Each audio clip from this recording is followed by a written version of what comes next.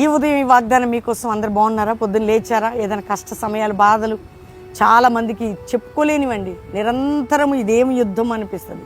దేవుడు నిన్ను ప్రేమిస్తున్నాడు, దేవుడు నీ పక్షమైనాడు, దేవుడు ఆయన కృపను మెండుగా చూపుతాడు, దేవుడు నీ వేదనను చూస్తున్నాడు, నీ జీవితాన్ని రక్షణ, సెటిల్మెంట్, నీ లైఫ్లో ఒక గొప్ప కార్యం చేయడానికి నా ప్రభువు నీకున్నాడు, మనకున్నాడు, ఆయన చేస్తాడు.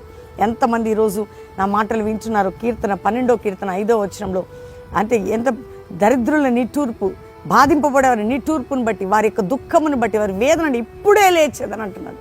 బాధపడేవారి బాధను బట్టి, నిట్టూర్పులను బట్టి, దుఃఖమును బట్టి ఇప్పుడే లేచి నేను అద్భుతం జరిగిస్తే ఎంత మంచి దేవుడు. నీ దుఃఖం, నీ బాధ, నీ వేదన, నీ కన్నీరు అన్నిటిలో నుండి ప్రభు అద్భుతం చేయబోతున్నాడు. తండ్రి ప్రతి బిడ్డని రక్షించి, రోగం ఉంటే స్వస్థపరిచి, అప్పులుంటే విడిపించి, బంధకాలుంటే తొలగించి, ఎవరి జీవితాన్ని బట్టి కృంగిపోతున్నారు వారిని లేవనెత్తి వారి పక్షంగా లేచి వ్యాజ్యమాడి యుద్ధం చేసి తోడై ఉండమని యేసు నామములో అడుగుచున్నాం తండ్రి, amen. Pastor Praveen official Insta follow అవ్వండి. దేవుడు మిమ్మల్ని దీవించును గాక. ప్రైజ్ అలాడ్.